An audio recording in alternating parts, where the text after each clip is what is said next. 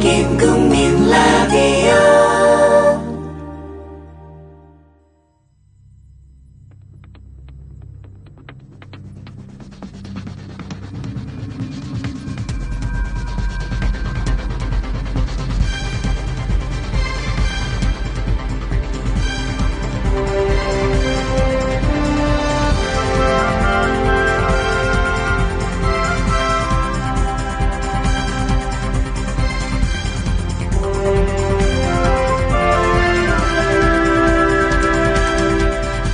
조상훈 김용민의 조간 브리핑.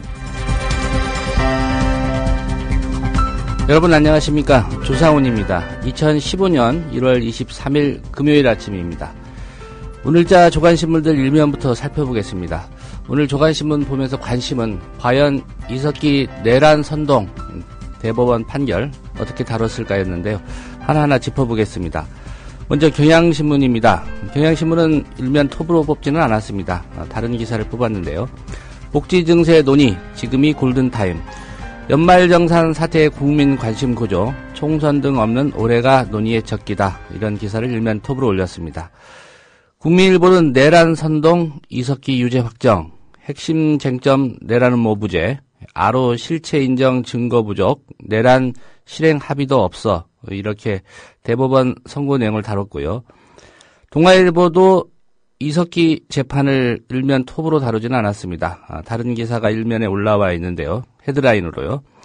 복지비 확보 3대 방안 모두 실패. 박근혜 정부가 대선 복지 공약 이행에 드는 재원을 마련하겠다고 추진했던 정책이 3가지 있습니다. 비과세 감면 축소, 지하경제 양성화, 지출 구조 조정, 이 모든 정책이 다 실패했다. 이런 진단입니다. 서울신문입니다. 세금 증가율 부자의 3배, 중산층 분노 이유 있었다. 2011년부터 2013년까지의 납세액을 분석한 결과 그런 결론에 도달했다는 분석 기사가 실렸습니다. 세계일보는 이석기 재판을 일면 톱으로 다뤘습니다. 종북 단죄 쐐기를 박다. 내란 음모 아로 의심은 드나 인정할 증거 부족, 이렇게 제목을 뽑았고요. 조선일보는 증세냐 복지 축소냐 대통령이 결단 내려야 한다. 이런 기사를 일면 톱으로 올렸습니다. 증세 없는 복지 환상을 깨자는 시리즈를 시작한 것 같습니다. 중앙일보는 현 고2 대입부터 면접서 인성평가, 교육부가 어제 대통령에게 보고한 새해 업무계획 주요 내용을 다뤘습니다. 한겨레 신문은 이명박 정부 자원외교 문제 오늘 또 일면 톱으로 다뤘는데요. 네, 끝으로 한국일보입니다. 이석기 재판을 일면 톱으로 다뤘는데요. 대법 아로 실체 헌재와 달리 봤다. 이석기 내란 선동만 유죄로 판단. 네, 오늘 8개 서울에서 발행되는 조간신문 일면의 헤드라인이었고요. 김용민 국장 나와 있습니다. 안녕하십니까? 네, 안녕하십니까? 예, 사진들 한번 보겠습니다. 경향신문만 유독 다르네요. 돌출되고요. 예. 제주 바다를 따라 꾸며진 올레길과 맞닿아 있는 제주도 서귀포의 한 목장 사진을 실었습니다. 감귤 껍질이 넓게 널려 있는데요. 예. 귤 껍질이 몸에 좋다는 거야 뭐 다 아실 겁니다. 감귤 껍질은 차나 한약재로 쓰이는데요. 11월 말부터 2월 말까지 제주의 바다에는 꽃밭이 아니라 제주의 감귤 껍질 말리기가 한창이다. 이때만 볼 수 있는 제주의 독특한 풍경이다. 네, 이런 내용입니다. 너무 번잡한 뉴스들이 많으니까 이 사진 보고 힐링을 하시라. 뭐 그런 취지인 것 같습니다. 예. 네. 국민일보 보니까 이석기 의원이 어제 그 대법원 판결 앞두고 입정해서 자리에 앉기 전 지지자들에게 웃는 모습을 보이는 장면을 이렇게 국민일보가 일면에 실었습니다. 그런데 웃음의 의미는 이런 물음을 달고 있네요. 제목이 좀 주관적인 게 아닌가 싶습니다. 네. 체제 흔든 혐의 단죄 땡땡땡. 네. 웃음의 의미는 예. 이 웃음의 의미는 지지자들에게 반감을 표시하는 그런 웃음이겠죠. 그리고 게다가 또 웃음의 의미는 이게 진정 궁금하다면 판결 후에 사진을 실어야 마땅한 거 아니겠습니까? 유죄 확정 이렇게 된 거 아닙니까? 예. 그때도 웃었다면은 이 사람 이런 비극적인 판결을 받고도 왜 웃지? 이런 의문을 가질 수 있는 건데 재판정이 입정해가지고 자리에 앉기 전에 지지자를 향해서 슬쩍 웃음을 보였는데 웃음의 의미는 뭐 무슨 웃음의 의미가 뭐가 있겠습니까? 오랜만에 만나서 반갑다는 뜻이겠죠. 진짜 몰라서 이런 의문을 달았는지 아니면은 이석기가 아주 독한 사람이다 라는 것들을 보여주고 싶어서 이런 제목을 달았는지 여간 입정하는 과정에서 보였던 웃음이란 점, 이 점을 국민일보는 감추고 있는 것 같습니다. 자, 국민일보뿐만 아니라 동아일보도 그렇고요. 또 서울신문 세계일보도 그렇고요. 한국일보도 이석기 의원의 포커싱을 해서 실었는데 조선일보는 같은 법정에서 찍은 사진이지만 대법관들이 착석해 있는 그런 사진 앞에 이석기 전 의원이 앉아있는 모습.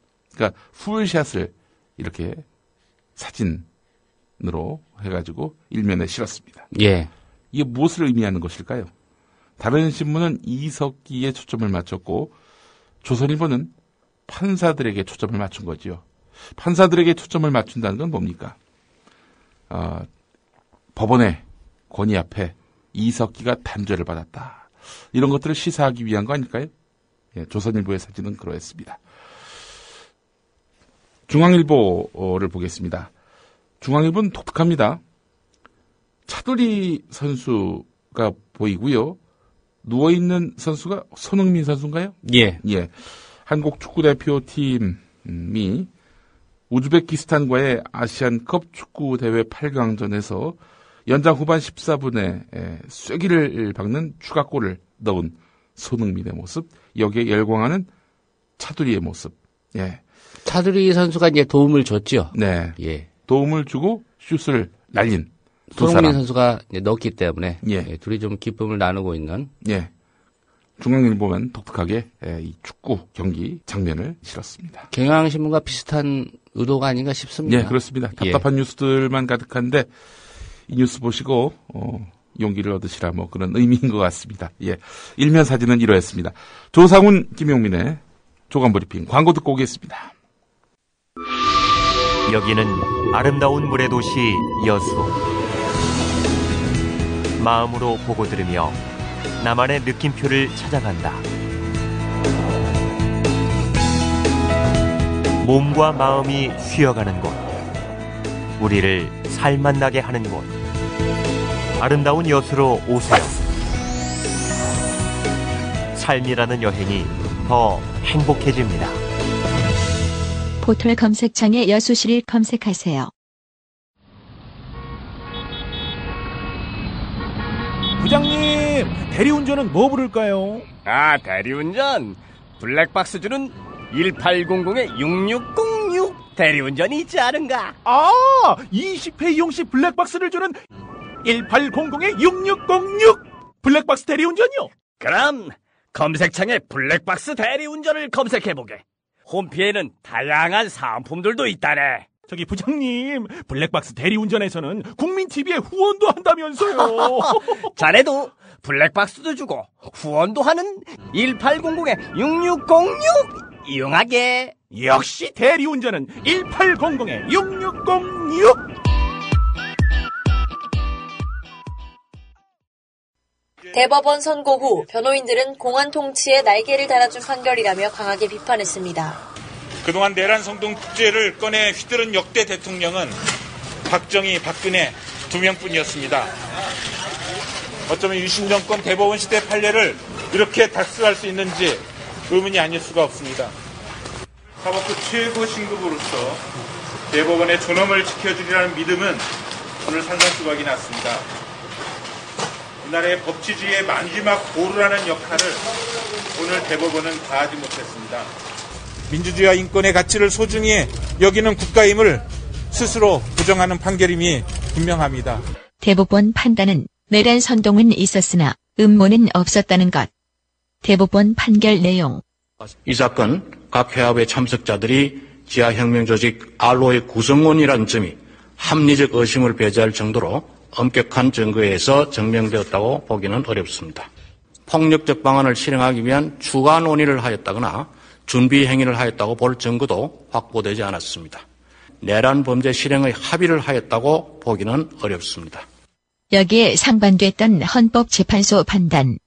이석기를 비롯한 피청구인 소속의 내란 관련 회합 참가자들은 북한에 동조하여 국가기관 시설의 파괴, 무기 제조 및 탈취, 통신 교란 등 폭력 수단을 실행하려 하였습니다. 이들은 북한 관련 문제에서는 맹목적으로 북한을 지지해 왔으며 이석기가 주도한 내란 관련 사건에도 다수 참석하였고 적극 옹호하고 있습니다. 네, 오늘 주요하게 살펴볼 기사들은요. 앞서 들으셨지만 이석기 내란 선동 사건 대법원 판결이지 않습니까? 예. 이걸 조간신문들이 어떻게 다뤘는지 한번 분석을 해보도록 하겠습니다. 어제 그 판결 내용을 요약하면 이렇습니다. 내란 음모는 없었다. 그러나 내란 선동은 있었다. 그렇기 때문에 이석기는 징역 9년이 합당하다. 2심 판결 문제없다. 따라서 그대로 인용한다. 땅땅땅. 이겁니다. 예. 자, 음모와 선동의 차이는 무엇인가? 선동은 말 그대로 말만 했던 거 아니겠습니까? 부추겼다는 거죠? 예. 아울러 개인의 일탈이다. 이렇게 보는 것이 타당합니다.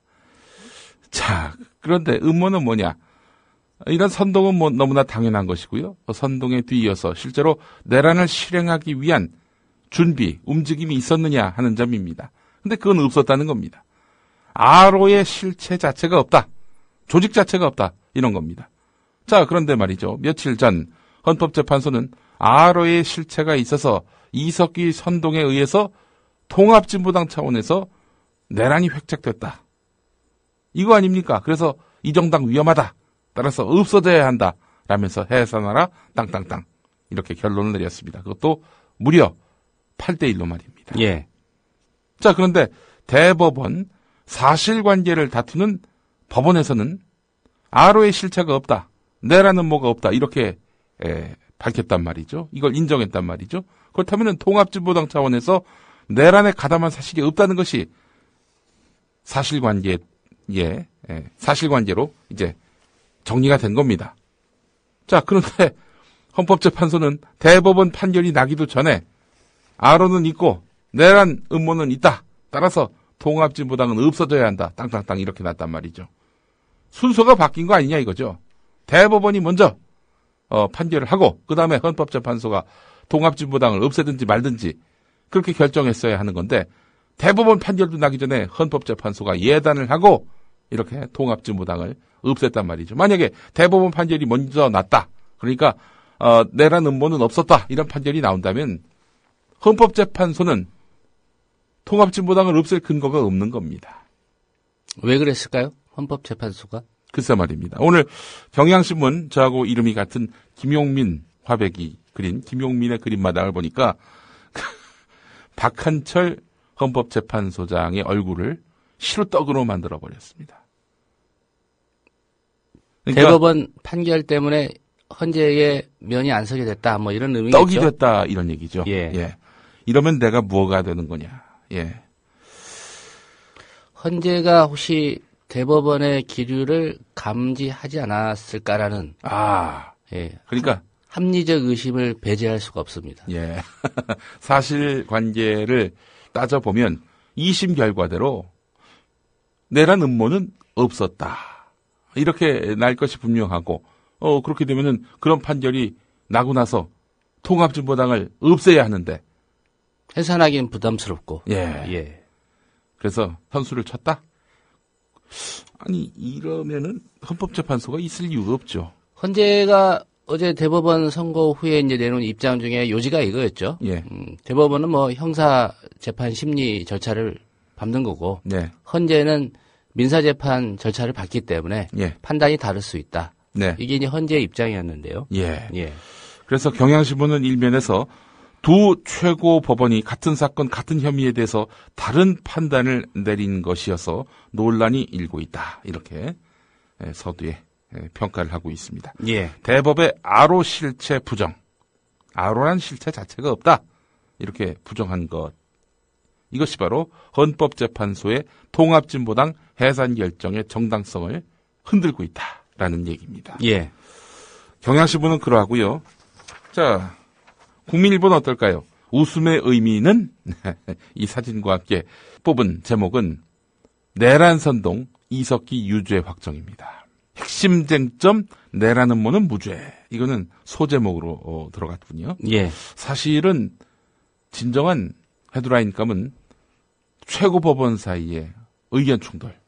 아니면은 이 국민일보 제목처럼요. 예. 핵심 쟁점 내란 음모 무죄를 헤드라인으로 뽑아야 되지 않습니까? 그렇죠. 핵심 쟁점을 헤드라인으로 뽑아야지 핵심 쟁점이 아닌 걸 지금 뽑은 거 아닙니까? 그렇죠. 예. 이석기 유죄 확정.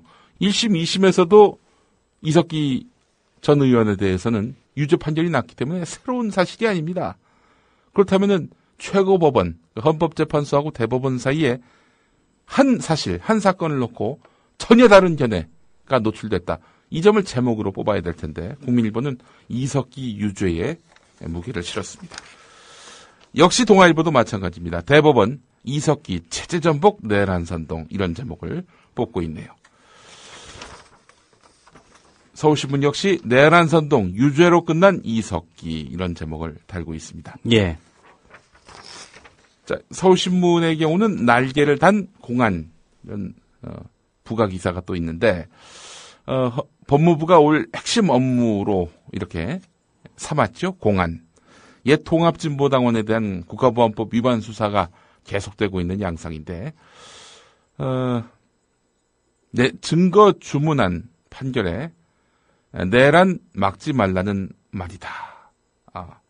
이런 볼멘 소리가 나왔다는 겁니다. 이게 무슨 얘기냐. 마지막에 그 아로의 실체에 대해서 부정하고 또 아울러 내란 음모는 없었다. 이런 판결과 관련해서 예. 증거 없이 이렇게 내란 음모를 획책했다. 아로가 있다. 이런 얘기하지 말라는 대법원의 판결 취지가 있지 않았습니까? 이것과 관련해서는 검찰 내부에서는 논란이 있다 이런 얘기입니다. 그러면 내란 막지 말란 얘기냐? 예. 이런 볼멘 소리를 한다는데 예. 저는 이런 설문조사, 여론조사 한번 해봤으면 좋겠어요. 예.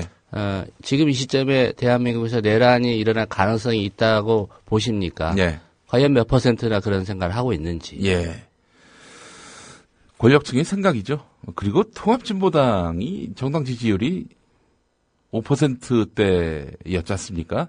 이런 정당이 아무런 군사적 기반 없이 내란을 획책한다? 불가능한 일이죠. 무슨 화염병 만들어가지고 정권 탈취가 가능합니까? 어디 전화국 불낸다고 정권 탈취가 가능합니까? 그렇게 이 사람들이 그런 내란을 획책하려 했다. 이게 바로 검찰 주장이긴 하지만 이런 거조차도 지금 인정받지 못한 형국 아니에요? 그냥 이석기 의원의 말만 있었다라는 거 아닙니까? 근데 이들이 내란을 획책할 능력이 있다. 또 의지가 있다. 이렇게 단정한 헌법재판소의 판결. 정말 떡같은 판결입니다. 자, 세계일보는 한 발 더 나갑니다. 세계일보, 이거 참, 종북 단죄 쐐기를 박다. 이렇게, 제목을 달았습니다. 이석기에 대해서 쐐기를 박았다. 이런 얘기 아니겠습니까? 예. 쐐기를 석기에게 박았군요. 네. 참, 세계일보가 요즘 이상하죠? 이 통일교에 대한 총체적 세무조사가 지금 감행되고 있는 형국인데요. 그래서인지 여간 권력 입맛에 맞는 제목을 뽑은 것 같아서 좀 약간 보기 민망합니다. 조선일보 역시 내란 선동 이석기 징역 9년 확정 이걸 제목으로 뽑았는데요. 또 부제도 대법 출소 후에 자격정지 7년도 선고 이렇게 제목을 뽑았습니다.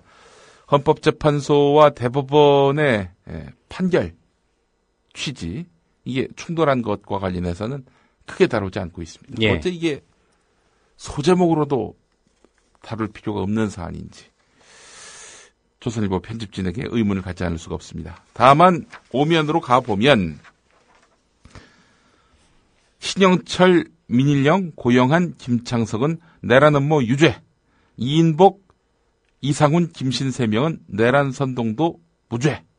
이렇게 확연히 갈리는 그런 판결을 냈다는 겁니다. 그러니까 이제 내란 음모는 무죄다라는 것이 이제 다수 의견이었던 거 아닙니까? 예. 근데 이 과정에서 신영철, 민일영, 고영한, 김창석, 보수 성향이 뚜렷한 이런 대법관들은 내란 음모도 유죄다라고 한 반면에 이인복, 이상훈, 김신 이 대법관들은 내란 선동조차 무죄다 이렇게 이야기를 했다는 거죠.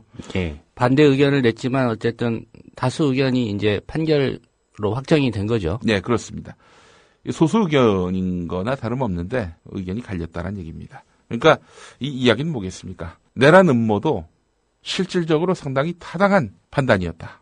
완전히 허무맹랑하지 않았다라는 것들을 조선일보가 애써 역설하고 있는 것이 아니겠는가. 사람만 좀만 더 있으면은 내란 음모조차도 유죄로 판결날 수 있었다. 이런 이야기 아니겠습니까? 자, 중앙일보 일면 제목은 다릅니다. 대법원 이석기의 아로와 관련해서 이 아로와 관련한 증거가 부족하다라는 판결 내용을 제목으로 다루면서 헌법재판소의 판단과 달랐다. 예. 예. 이게 제목이어야 하는 것 아니냐라는 저희들의 판단이 중앙일보에서도 통했던 모양입니다. 예. 대법원이 옛 통합진보당 해산 결정의 근거가 되었던 아로, 지하조직, 혁명조직 관련한 그런 회합과 관련해서 헌법재판소와 다른 판단을 내려서 논란이 예상된다. 이런 첫 문장입니다. 예. 대법 이석기의 아로 증거 부족, 헌재와 달랐다. 네. 해놓고 밑에 이런 제목을 다시 뽑았습니다. 네. 헌재는 통진당 해산 근거로 아로 존재 사실상 인정. 네. 예. 헌재는 인정했지만 대법은 인정하지 않았다. 이런 얘기죠. 예. 한결의 제목도 마찬가지입니다. 대법 이석기 내란 선동 유죄, 내란 음모 무죄. 예. 그러면서 9년형이 확정이 됐는데 소제목으로는 아로 실체 근거 부족 이렇게 달았습니다. 이석기 전 의원은 선고 직후에 사법정의는 죽었다라고 외쳤는데요. 몇몇 피고인 가족은 오열했고 그리고 김홍열 전 진보당 경기도당 위원장 가족은 회합에서 발언한 5분만으로 5년을 살아야 한다니요 라면서 울부짖으며 쓰러지기도 했습니다. 5년형을 선고받았습니다. 예. 자격정지 또 5년이니까. 예. 한겨레 분석 기사가 그래도 가장 눈여겨볼 만합니다. 헌법재판소 이석기가 주도한 아로 이 아로가 결국 통합진보당 세력 아니냐, 결국 통합진보당의 정체성 아니냐 이렇게 해서 진보당 해산의 근거로 삼았는데 대법원은 일회성 토론 수준의 조직이었다. 실체는 없다. 이렇게 판단했다는 거죠. 정당 해산의 정당성이 사라졌다. 이런 지적도 나오고 있는데 현재로서는 헌재 판단을 뒤집을 여지는 전혀 없죠. 법적으로. 예. 글쎄요. 다른 재판 예. 지금 소를 제기를 하지 않았습니까? 예. 예. 국회의원 그 지위 박탈한 거 예. 무효로 해달라고 소송을 제기했는데 예. 이 소송이 어느 정도 좀 영향을 줄 것 같다는 생각은 해봅니다. 예. 예. 대부분 판결 결과를 분명히 이 재판부도 알고 있을 테니까요. 예. 내란 음모 사건의 형사재판이 마무리되면서 진보당을 둘러싼 여러 소송도 빠르게 정리될 것으로 보인다. 앞서 서울중앙지법 민사 25부는 진보당이 문화일보를 상대로 낸 정정보도 소송에서 정당 해산 결정에 따라 이 사건 소송은 종료됐다라고 밝혔는데 원고 자격이 없어져서 재판을 진행할 이유가 없어졌다는 겁니다. 통합진보당 명의로 했던 소송은 통합진보당이 해산되면서 누구의 잘못을 가릴 것도 없이 재판 자체가 소멸됐다는 겁니다. 예. 오늘 한국일보 역시 대법의 아로 실체, 헌재와 달리 봤다. 이석기 내란 선동만 유죄로 판단 이런 제목을 달았습니다. 그러니까 양식 있는 신문이라고 말하자면은 경향신문, 중앙일보, 한겨레, 한국일보 정도입니다. 나머지 신문, 특히 보수 성향이 뚜렷한 신문들은 이석기 유죄, 9년형 판결 여기에만 방점을 두고 있습니다. 왜 그러겠습니까? 한국일보 기사의 끝부분입니다. 통합진보당 해산의 결정적 계기가 된 아로 사건에 대한 사법부의 판단이 이렇게 일단락되면서 헌법재판소에 성급했던 결정이 다시 도마에 오를 전망이다. 지난해 12월 19일 헌법재판소는 아로 회합이 통합진보당의 조직적 활동이라는 판단을 주요 근거로 삼아서 통합진보당을 해산시켰다. 사법부의 최종 판단이 나오기도 전에 게다가 항소심 재판부의 판결 취지도 사실상 부정해가면서 내란 음모의 존재를 인정했던 것이다. 정태호 경희대 법학전문대학원 교수는 헌재 결정문을 보면은 통합진보당의 반박에 대한 재반박이 거의 없다. 증거 조사가 부실했던 헌법재판소의 논증 방법이 가진 위험성을 대법원이 간접적으로 보여줬다고 할 수 있다. 이렇게 꼬집었는데, 대법원 판결로 헌법재판소 결정이 바뀌는 건 아니지만 우리나라 최고 사법기관의 양대 축인 대법원과 헌재의 판단이 엇갈림에 따라 사법 시스템에 대한 불신이나 혼란이 커질 것으로 보인다라는 한국일보 기사였습니다. 예. 글쎄요, 정말 이러면 사법정의 자체가 없는 거 아닙니까? 어떻게 사실관계에 있어서 B로 나왔는데 그릇된 A라는 판단을 근거로 해서 당 없애라. 그것도 소속원이긴 하지만 그 당을 대표할 위치에 있지 않은 이석기 전 의원의 개인적 행동에 대해서 당 전체가 책임져야 한다. 뭐 이런 판결이 다 있습니까? 법치주의 국가 대한민국에서 말입니다. 오늘 조선일보 사설은 이렇군요. 제2의 이석기 종북 세력막을 국민적 합의가 절실하다. 예. 누구랑 누가 합의한다는 겁니까? 글쎄 말입니다. 조선일보와 박근혜 대통령을 말하는 것일까요? 내란 음모죄가 인정되지 않았다고 해서 이석기 일파의 죄가 가벼워지는 것은 아니다. 이들의 내란 선동을 막지 못했다면 실행에 옮겨졌을지도 모르고 그 경우 통신, 가스, 철도 등 국가기관 시설이 파괴돼서 나라 전체가 큰 혼란에 빠질 수 있다. 대법원은 그렇게 되면 대한민국 정부의 전쟁 대응 기능이 무력화돼서 대한민국 체제의 전복에까지 이를 수 있다고 했다. 이들은 국가 타도와 무장폭동을 선동한 점에서 다른 종북, 친북 세력과는 차원을 달리해서 대한민국의 존립과 안전에 중대하고 치명적인 해악을 끼치는 존재라는 결론이다. 뭐 억측의 예단까지 하여간 버라이어티합니다. 예. 다음 기사 보도록 하겠습니다. 경향신문 1면인데요. 박근혜 세금 정책 수렁에 빠지다, 이런 기획입니다. 복지 증세 논의, 지금이 골든타임이다, 이런 얘기입니다. 내년은 박근혜 정부 4년 차에 접어드는 데다 4월 총선이 기다리고 있어서 국민 의견을 수렴하기 어려워진다는 점을 고려해야 한다. 갈수록 악화되는 재정 상황도 증세 문제를 전공법으로 풀어야 한다는 주장에 힘이 실린다. 지금 연말정산 논란이 이제 복지냐, 예. 아니면 증세냐 선택하라. 네. 이런 구도로 지금 가고 있지 않습니까? 그렇습니다.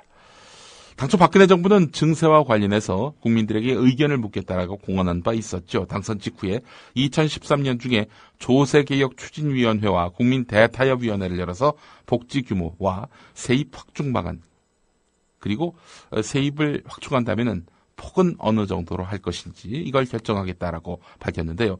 하지만 논의는 생략한 채 담뱃값, 재산세 인상, 연말정산 개편을 밀어붙였고 그때마다 극심한 반발을 밀어붙였습니다.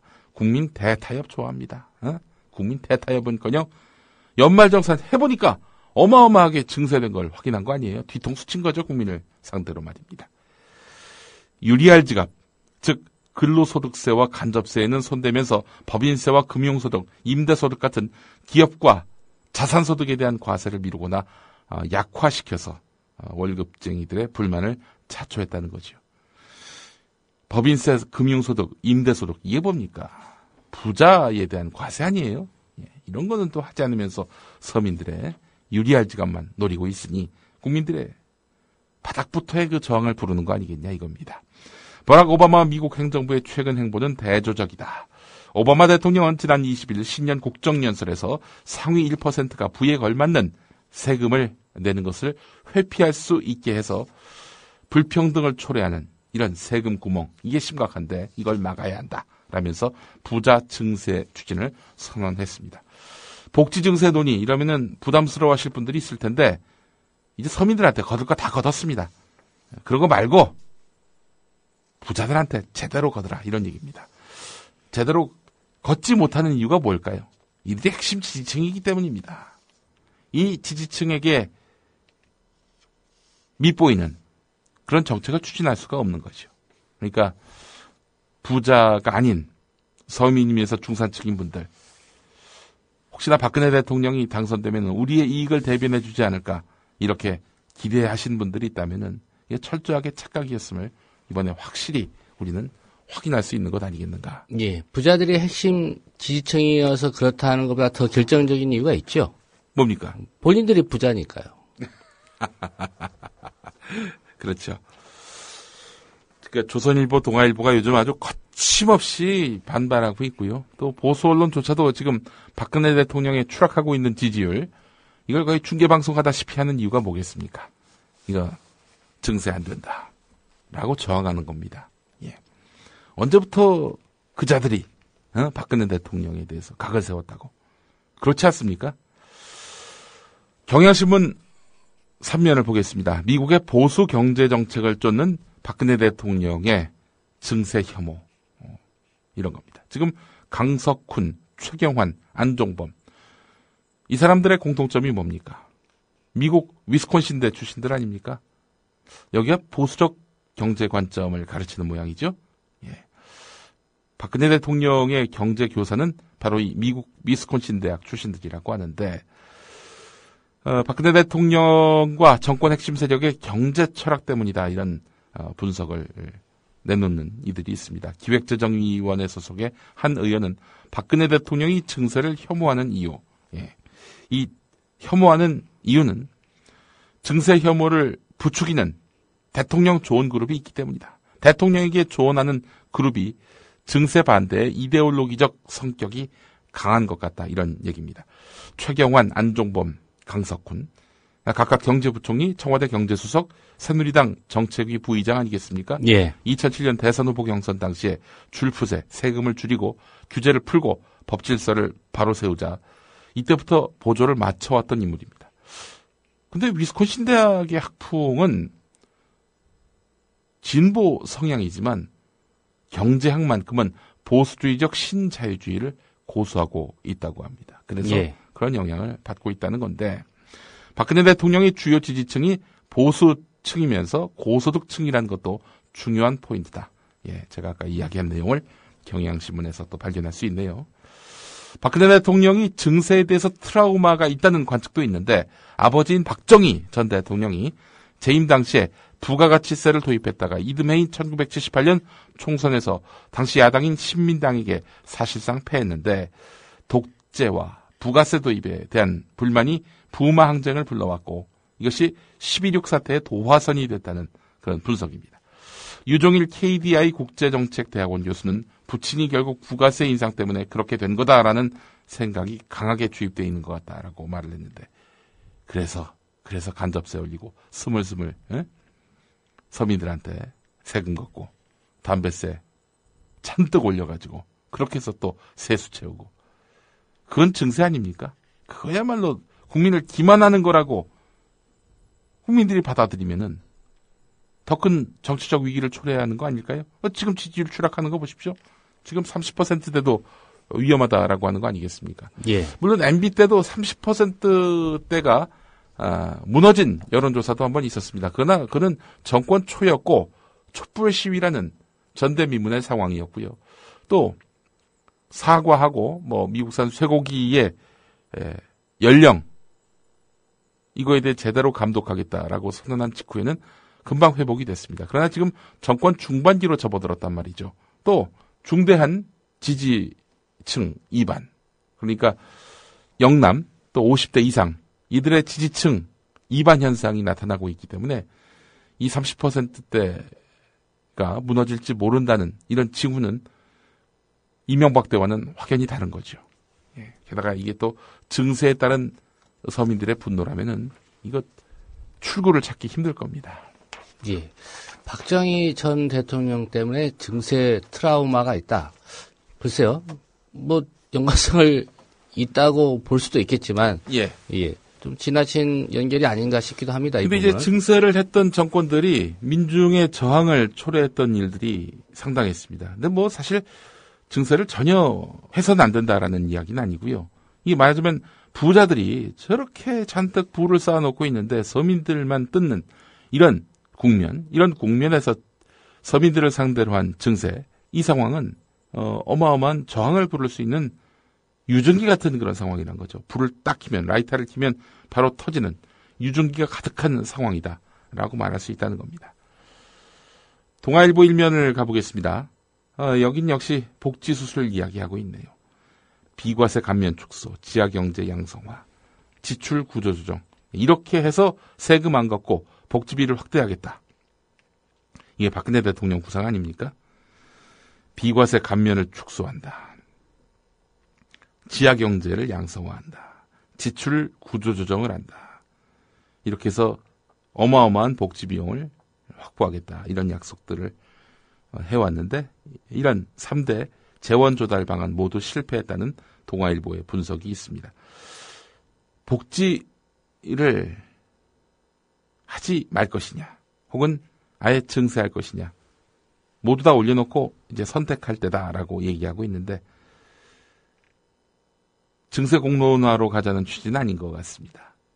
복지를 수술하자. 하지도 못할 약속, 지키지도 못할 약속, 그거 하지 말자. 이런 취지인 것 같습니다. 왜냐? 동아일보 이면을 가보면 그 속내가 드러나기 때문입니다. 제목 보십시오. 증세는 저항이 크다. 무상복지, 이것을 축소하는 것이 현실적 대안이다. 네. 가로막힌 재원 확보 방안, 복지 수술이냐 증세냐 선택의 기로에 섰는데 증세는 저항이 크기 때문에 무상복지, 이걸 축소하는 것이 현실적 대안이다. 이런 이야기입니다. 복지 예산이 해마다 8.4% 증가하고 3년 뒤에는 100조인데 이걸 조달할 방법이 없다. 그 3대 조달 방안도 도입해봐야 이건 뭐 해법이 될 수 없다. 무상 시리즈, 무상 공약 약속 우선적으로 손질하고 국민을 설득한 다음에 비과세 축소를 검토하는 그런 방안으로 가야 되는 것 아니냐. 이런 대안을 제시했습니다. 예. 동아일보에서는 법인세, 부자들에게 걷는 세금, 이거를 일단 더 키워보자 이런 내용이 없습니다. 왜냐? 본인들 자체가 법인세나 이런 그 부유소득세 거둘 경우에 직접 당사자가 되기 때문에 우리한테 걷지 말아라. 예. 이런 보수신문들의 속내, 보수신문들의 이익관계, 이런 것들을 간파를 해야 이 신문들이 제기하는 이런 의제에 대해서 이 친구들이 무슨 속내를 갖고 이런 주장을 펼치는가, 이게 판단이 됩니다. 동아일보가 이렇게 얘기했으면은 논거가 있는, 설득력이 있는 주장이겠구나. 이렇게 생각하면 곤란하다는 겁니다. 아무래도 다음 총선에서 이 문제가 좀 최대 이슈가 되지 않을까 싶습니다. 네, 그렇습니다. 예. 동아일보가 그렇지 않아도 최경환 경제부총리와 취임 6개월을 맞아서 인터뷰를 했는데 경제 구조가 취약하다. 증세는 없다. 증세는 없다. 이렇게 이야기를 하고 있습니다. 증세는 없다는 잘못된 발언이죠. 예. 예. 근로소득자 증세는 있다잖아요. 글쎄 말입니다. 굳이 한다면 법인세 증세 없다, 예. 부자 증세 없다 이렇게 얘기해야죠. 글쎄 그렇게 말해야 되는데 두 마리 토끼도 아니고요. 예. 예. 올해 경제 활성화와 구조 계획을 해서 두 마리 사자를 동시에 잡겠다고 네. 인터뷰를 했네요. 네. 토끼도 아니고 사자를 두 마리 잡겠다. 토끼나 잡으세요. 예. 물려 죽지요. 잘못하면. 조선동화 같은 부자들의 이익을 대변하는 신문들이 그 복지를 차라리 축소해라. 무슨 증세냐 증세는. 이렇게 떠들면은 정부는 못 이기는 척 여론을 저희가 수렴하겠습니다. 존중하겠습니다. 이러면서 슬쩍 복지 공약 축소하고. 예. 조선일보 3면이 같은 기류입니다. 예. 선택적 복지로 바꾸면 재정 부담이 반으로 준다. 이런 선택적 기사를. 복지의 반대가 바로 보편적 복지 아닙니까? 예. 보편적 복지가 바로 무상복지를 말하는 겁니다. 그러니까 무상복지하지 말고 가난한 사람들에게만 이 선택적으로 복지 혜택을 받게끔 이렇게 바꾸면은 재정 부담이 반으로 준다. 예. 저소득층 혜택은 더 늘고 재정 부담은 줄어서 일석이조다. 이런 이야기인데 보편적 복지 제대로 시행이나 해놓고 이런 얘기가 나온 거라면 모르겠습니다만은 선택적 복지가 뭡니까? 한마디로 얘기해서 부자 가난한 사람 가르자는 거 아닙니까? 그렇게 되면은 가난한 사람들 무상 복지 혜택을 받는다 하더라도 그 받게 되는 상실감, 모멸감 상당하다는 거죠. 그렇기 때문에 그런 식의 그 복지, 마치 그 가난한 사람들만 우대하는 것 같지만 실상은 자기들 세금 내기 싫다는 이런 주장 아니겠습니까? 선택적 복지 이런 이야기. 우리 세금 내기 싫으니까 제발 우리한테 세금 걷지 말라는 조선 동아의 이런 레토릭 속지 말아야 되겠습니다. 서울신문 일면으로 한번 가보겠습니다. 최근 2년 동안에 중산층의 세부담 증가율이 고소득층의 3배인 것으로 나타났습니다. 2011년에서 2013년 납세액을 분석한 건데 이렇게 되면은 늘어난 세금도 세금이지만 왜 우리만이라는 상대적 박탈감이 클 수밖에 없다는 거지요. 올해 연말정산에서 유독 중산층의 분노가 컸던 데에는 그만한 이유가 있었다는 겁니다. 소득 중간층의 세금 증가율이 20.2%, 최고 소득층은 6.5%에 그쳤다는 겁니다. 부자의 3배라는 겁니다. 월급쟁이가 자영업자의 2배라는 거지요. 계층 간의 형평성 해결이 급선무다. 예. 서울신문의 방점은 여기에 찍혀 있습니다. 앞서서 지지 기반이 흔들리고 있다라고 말씀을 드렸는데 오늘 조선일보 6면에는 박근혜 대통령의 지지율이 급격하게 하락하고 있는 추세를 다루고 있습니다. 이 정권의 지지율이 떨어지면은 조선일보의 이익에도 심대한 그런 차질이 빚어질 텐데 왜 이런 기사를 실었을까? 증세하지 말란 얘기입니다. 전 그렇게 봅니다. 어쨌든 이 기사 한번 보겠습니다. 지난 대선 때부터 박근혜 대통령을 압도적으로 지지하던 50대에서 대통령 국정 지지율이 최근 크게 떨어졌다. 청와대 문건 파동 이전인 지난해 11월 초 갤럽 조사에서 50대의 박근혜 대통령 지지율은 62%였지만 약 2달 만인 지난주에는 43%로 약 20%포인트 급락했다. 같은 기간에 20에서 40대 및 60대 이상 등 다른 연령층은 지지율 변동폭이 모두 10%포인트 이내였다. 박 대통령 지지율이 역대 최저치인 35%로 하락한 것도 50대의 흔들림 현상이 주도한 것으로 분석된다. 이런 내용입니다. 최근 갤럽 조사에서 박근혜 대통령 지지층은 60대 이상에서만 과반수였고 50대는 20대, 30대, 40대와 함께 절반에 못 미쳤습니다. 특히 50대 후반에서는 박근혜 대통령 국정 운영에 대해서 잘하고 있다 48%, 잘 못하고 있다 46%, 거의 엇비슷하지만 1960년대생 이른바 50대에 편입된 386 세대들 전반에서는 잘못하고 있다 55%, 잘하고 있다 36% 이렇게 나왔다는 겁니다. 이에 따라서 50대의 정치 성향이 예전처럼 60대 이상과 유사한 게 아니라 20에서 40대와 비슷하게 진보 색채가 강해지고 있다는 그런 분석이 나오고 있다는 겁니다. 이게 뭐겠습니까? 이대로 가다가는 총선 때 위험하다. 또 대선 때 위험하다. 이런 얘기 아니겠습니까? 20, 30, 40대로 묶어놓았던 이른바 진보 지지층, 이게 고립시켰던 진보 지지층이 50대로까지 확대되는 이런 상황이 오게 되면 총선 대선 비상이란 겁니다. 비상일까요? 그때 가서 또 다른 형태의 복지 공약을 내놓겠죠. 더는 속지 않을 겁니다. 국민들이 그렇게 우매하고 아메바 같은 그런 인식을 갖고 있는 것도 아닐 텐데요. 자, 중앙일보 5면을 가면은 최근에 여론조사 추이를 소개하면서 새누리당의 지지율이 대통령 지지율을 따돌렸다. 새누리당 지지율은 38%, 대통령 지지율은 34%. 당청 지지율이 역전됐다. 예, 새누리당 지지율이 높아져서 따돌릴 건 아닌 것 같고요. 예. 같이 떨어졌습니다. 예. 근데 대통령 지지율은 더 떨어졌고, 예. 새누리당은 좀 덜 떨어져서 예. 역전된 건 맞고요. 네. 예.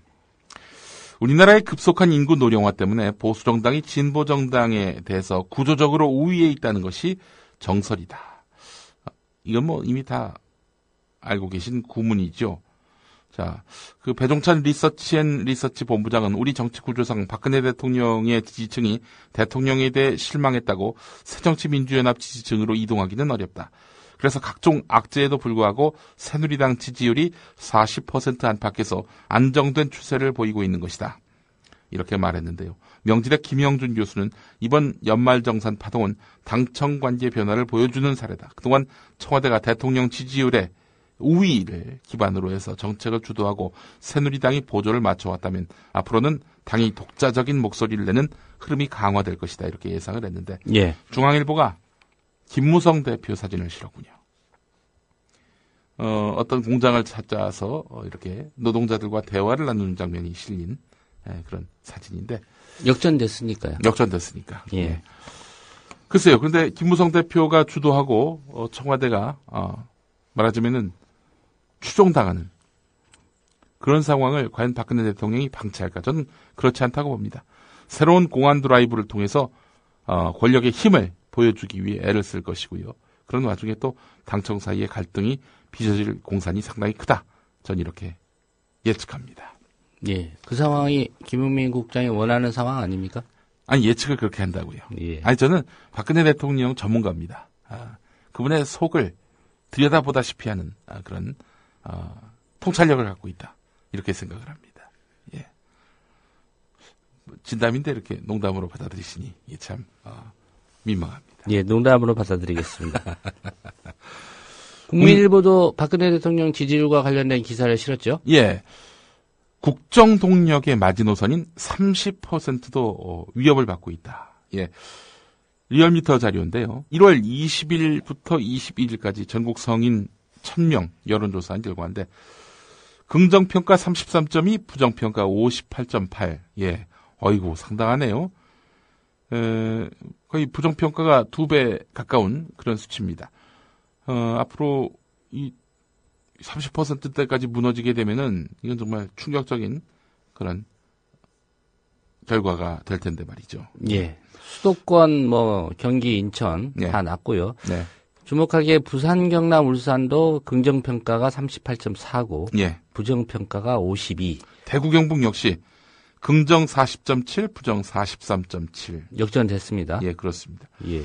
가장 부정평가가 높은 곳이 광주, 전남, 전북이네요. 86.1이 8.7대 86.1. 예. 예. 불만이 이제 끌어오르고 있는 거고요. 예, 아까 50대 얘기하셨죠? 네. 예, 50대 연령층로 보면 45.4가 긍정, 네. 50.1이 부정. 예. 예, 여기도 역전된 건 확인이 되고 있습니다. 60대 이상은 58대 33.3. 58이 긍정이고 33.3이 부정입니다. 예. 20대는 부정평가가 69.7, 30대는 74.8, 40대는 68.3 이렇게 나와 있군요. 불통 스타일을 바꾸지 않으면 반등하기 쉽지 않을 것이다. 이택수 리얼미터 대표가 국민일보와의 통화에서 이렇게 밝혔군요. 박근혜식 통치는 무엇이 문제인가? 스타일과 정책을 점검한 기사가 국민일보 3면에 실렸는데 1인 리더십의 한계가 역력하게 드러났다. 국정 동력 회복 만만치 않다. 이런 이야기입니다. 예. 경제, 또 내치, 외교 안보의 업적이 전무한 형편이다. 집권 2년 동안 슬로건만 난무했을 뿐 실적이 없다. 이런 얘기입니다. 불통 이미지를 개선하기 위한 노력, 엊그저께 티타임 한번 하는 거, 그게 전부인 것 같은데, 관계자 말은 이렇습니다. 환경이 도와주지 않는다. 환경이 도와주지 않는다. 환경 탓을 할 상황은 아니죠. 대통령이 통치 스타일을 바꾸는 길, 이게 난해하지 않습니다. 자기가 그렇게 곁에 두고 싶은 사람들만 곁에 두지 않고 똑똑한 사람들, 심지어 야당 성향을 갖고 있는 사람도 끌어들여서 국정의 어떤 주축으로서 한 파트너로서 함께 한다면은 그렇다면은 그 다음부터는 이 통합의 리더십이 되는 거 아니겠습니까? 그 사람한테 권한 주고 예. 그 사람의 판단에 대해서 존중하고 자기가 얼마나 똑똑한지 모르겠지만은 자기의 헤아림 속에 이 국가가 돌아갈 수 있다라고 판단하는 것만큼 오만이 어디 있습니까? 내가 모르는 것을 남이 알 수도 있다. 나보다 더 똑똑한 사람이 있을 수 있다. 그런 사람들을 끌어들여서 대한민국 전체의 발전과 성장을 위해서 기여하게 해야 한다. 이런 마음만 먹으면야 1인 리더십의 한계는 극복하는 거 아닙니까? 예. 박근혜 대통령 전문가라고 하셨으니까. 예. 당선될 줄 알았습니까? 대선에서. 글쎄, 가능성은 있다라고 봤죠. 예. 그러나 이제 대선은 안 된다라는 입장이었습니다. 왜냐? 이 양반 형편없거든요. 아니 도대체 이 사람이 단 1분이라도 노동자가 돼본 적이 있습니까? 단 1분이라도 보육 걱정해본 적이 있습니까? 단 1분이라도 노후 걱정해본 적이 있습니까? 공주처럼 살아와가지고 단 한 번도 사회적 약자층의 입장에 서서 대변해본 역사도 없는 자기만의 그 울타리 안에 갇혀가지고 측근 몇 명하고만 어울려서 이루었던 소인배입니다. 소인배. 이런 소인배가 국가를 맡는다? 이건 그 자체로 흉기라고 좀 봤던 거죠. 예. 이 양반 이 상황 통합의 리더십으로 스스로를 마인드를 이제 바꿔가지고 탕평도 하고 뭐 말하자면 소통도 하고 그렇게 해서 새로운 리더십을 만든다? 절대 불가능하다고 저는 봅니다. 아니 제 나이가 이제 42인데 저도 뭔가 바꾸는 걸 싫어해요. 예. 그럼 이렇게 하다가 대통령 임기 마치겠네요? 그렇죠. 예. 안 그렇게 되기를 바라는 마음을 가져야 되겠습니다만은 이 양반은 한계가 너무나 뚜렷합니다. 바꿀 수가 없어요. 국민일보조차도 이렇게 보고 있지 않습니까? 바꾸기 어렵다고요. 예. 고작해야 뭐 티타임 한번 하는 그런 퍼포먼스 그걸로 이 뭐 자신에게 지금 더 씌워진 불통 이런 이미지가 바뀔 수 있겠습니까? 보십시오. 조선일보 8면을 보면은 신년 업무보고 마지막 날인데 사내 눈치법, 때법 없어야 한다. 짠하고 선진 대한민국 탄생할 것이다. 짠합니다. 짠한 그거 아니겠습니까? 뭐 지가 대통령이 되면은 무슨 뭐 국민 행복 시대를 연다느니 뭐 이런 박근혜가 박군혜 뭐 아까 국민일보 기사도 지적한 거 아닙니까? 슬로건만 나무했을 뿐이지 내용이 없는 거예요. 철학이 없는 겁니다. 리더십이 없는 거고 기본적으로 세상을 바라보는 안목이 없어요. 이런 양반이니까 짠하고 선진 대한민국 탄생할 것이다. 이런 말도 안 되는 얘기를 하고 있는 거 아니겠습니까? 예. 저는 기대를 하지 않습니다. 단지 그냥 관조하면서 웃을 뿐입니다. 예. 그렇게 하는 것이 차라리 우리나라의 국익에 더 도움이 된다고 봅니다. 지도자를 잘못 뽑으면 5년 동안 무슨 고생을 하는구나. 나라가 어떻게 결단나는구나. 우리가 이러면서 민주주의 공부하는 거 아닙니까? 연말정산 환급액이 줄어들 수도 있다. 네. 그게 가장 와닿는 것 같습니다. 그렇습니다. 많은 국민에게. 잘못 선택하면은. 예. 예. 야당 한번 가봅시다. 야당이 있었습니까? 예. 대한민국에? 예. 알겠습니다. 새정치민주연합 28 전당대회 당대표 경선에서 네거티브 공방이 심지어 색깔론으로까지 번졌는데 지금 뒤쫓고 있는 박지원 의원이 과거 문재인 의원의 통합진보당 연대 발언을 거듭 문제 삼으면서 공격에 나섰는데 박지원 의원은 저는 지난해 6월 지방선거 때 진보당과는 어떤 연대도 안 하겠다고 했는데 문재인 의원은 당시 경남도지사 선거에서 진보당과 연대하겠다는 발언을 했다. 문재인 의원은 이석기 전 의원의 내란 음모 사건을 보고도 진보당과의 연대에 대해서 국민의 지지 여부를 결정하겠다는 애매한 입장을 밝혔다. 특히 보수 성향이 강한 충북 지역에서 이러고도 이길 수 있을까? 이렇게 비판을 했다는 겁니다. 예, 문재인 의원이 새누리가 하는 색깔 공세 하나 정말 유감이다 이런 입장 밝혔고요. 예, 예, 그렇습니다. 오늘은 이 기사까지 짚어봐야 될 것 같습니다. 벌써 마무리할 시간이군요. 예, 예, 주말 잘 보내시고요. 예. 월요일 오전 8시에 다시 인사드리겠습니다. 조상훈, 김용민이었습니다. 여러분 마치겠습니다. 고맙습니다. 국민라디오 팟캐스트 응원하는 가장 쉬운 방법 아시나요? 다운로드하기, 별점 주기, 댓글 달기, 구독하기. 국민라디오 팟캐스트 널리 알리는 가장 쉬운 방법. 다운로드하기, 별점 주기, 댓글 달기, 구독하기. 기억하세요. 다운로드하기, 별점 주기, 댓글 달기, 구독하기.